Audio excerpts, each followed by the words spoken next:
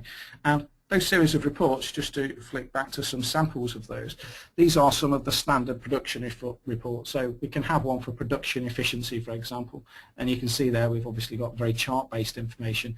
Again, the way we set these up, we can actually drill down then into lower levels of detail. So production efficiency, on-time production rates, plan versus actual costs, all of the sorts of things that we can actually see as a key performance indicator on our home page, we can also chart those as well. These are standard reports. We've also got some very powerful report writing tools that will actually allow you to create your own versions of these reports as well. And we can use those tools, those reporting tools, to produce other kinds of dashboards. So we've already seen a home page where we can have a dashboard, but we can also use SQL analysis services, SQL reporting services to actually create these kind of dashboards. And these are some examples of where we've done work for customers in the past. So you'll see in here, for example, things like equipment performance, throughput information, scrap and yield information, and so on. And they can all be presented very graphically, whether that be in chart-based form or whether it be with these gauges or speedo dials type approaches. We can use all of those as well. So that's just a few examples of the sort of things we can do with the reporting tools. Now going back into AX, what I'm going to do first is I'm just going to start off looking at some product details. So here you'll see we've got a common area within the product information management where I can specify the released products. Now the purpose behind having a list of released products here is that we may be, of course, in the process of designing products, going through engineering stages, etc. But I may want to, in a multi-company environment, only release those products to certain companies within our enterprise. And that's what we can do here. By looking at the released ones, we're seeing the ones that are available within this particular company that we are actually working with. So there's a lot of engineering controls there that I'm going to come back to and touch on a little bit more as well. Okay, so go to a list of items. So straight away you'll see that we've got a grid. It is your typical sort of Microsoft grid, so I can drag and drop, resize these fields, etc. And of course I can use the quick filter at the top here to actually look for a particular item number, or I can search for different product names, etc. So a key part of AX is that you can search on absolutely everything. So I can use the more function here to actually search on any content that we choose to from system. So filtering down that list, it's taken me to 1101, which is where I've got a product that I just want to refer to for this. So there are a few things across the top here that I just wanted to highlight. I can have product attributes, for example, which can be very useful from an engineering point of view. If I'm looking for a particular component or a particular part, I may want to search for that by its particular properties or attributes. So in this case we've got the number of drivers, for example, and the largest driver diameter. All of these, you can have as many, of course, in this list as you want to, but it gives you the capability to define those attributes and then search by them. So if I'm in the process of designing, I may need to look for a washer that's a certain width, internal diameter, thickness, property type, etc., material type. I can actually do a search for all of those within the system and it will draw me to those. What I've also got is the ability to have product images, so we can start to define product images that are against the products.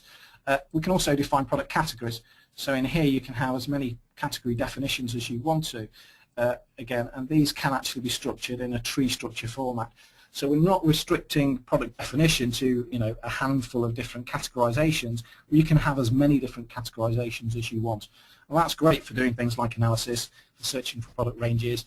As an engineer, in the design process, you may look at products very differently, and your product classifications very differently to how people actually sell the products, for example. So it's good to have those different category hierarchies that you can actually choose from and relate those to. What we can also do, I've not done here, but we can also relate products. So I could say which are the spare part products, for example, which are ones that are considered to be accessories. So again, it's just giving me the definition there to be able to link off to lots of other products in lots of different ways in the system. Now, wherever we are, we always have this ability to also make attachments, and that can be very important because here, for example, we might want to attach a Word document, or it might be an image that we want to attach to it, or it might be just a series of notes that we want to attach. Here I'm attaching them to product details, and this is, in this case, a document that's actually been generated from an area of the system called the task recorder. So we can let the system generate our Word documents for processes, for example, and we can attach them to different content. So as I say, we're looking at product details here. So I may have an image that's attached to the content, for example. It's used all throughout the system. So if you are looking at purchase orders as a classic example, you may take a photograph of damaged goods, for example, and you may then attach it to the purchase order. You may scan a purchase invoice and again attach that to the purchase order. So classic uses for attachments, and that is a feature that is, as I say, available throughout the entire system. Okay, I'm now going to look at the Engineer tab in here, and this straight away draws us to some of the things we can do. So here, for example, under the BOM section, you'll see that we can look at the lines, we can also look at the BOM designer, and we can do a where used inquiry. However, across to the right here, you can see I've got the same sort of things for formulas. And that's really for if we are using batch or process manufacturing. So it does support both environments. It's saying which type of product this is and how it should be manufactured, either using process methods or more discrete manufacturing methods, and associate those to them. So what I'm going to do here is, first of all, I'm going to look at the BOM designer. So this takes us into a screen which is a tree structure view of the products within the system and its structure. So you can see that we are going down multiple levels of sub-assembly here. And you also see, obviously, the product numbers and a description of those. And this area is very configurable.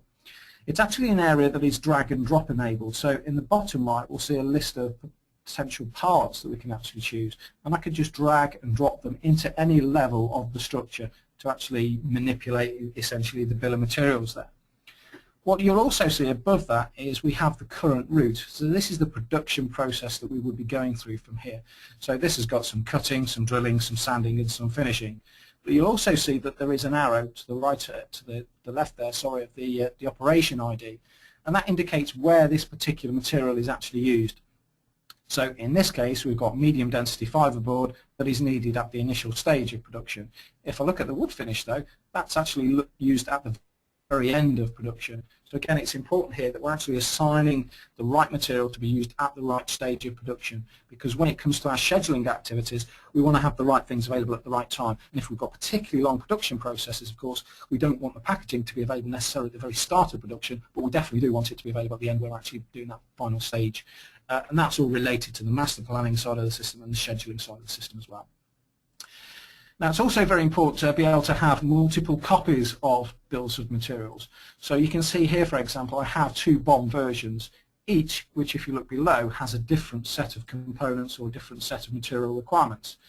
We can also specify rules for different sites. So again, that could be particularly important. In different sites, we may manufacture an end product in different ways.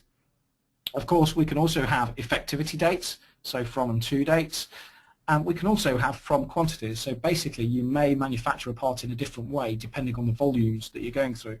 Classic there will be around subcontracting, where you do things in a different way. You subcontract more parts out, for example, if you are making more than a certain quantity. You'll also see in here the ability to indicate that the bill of materials is approved and that it is active. So approval of those bill of materials and activation of those bill of materials is very important as well.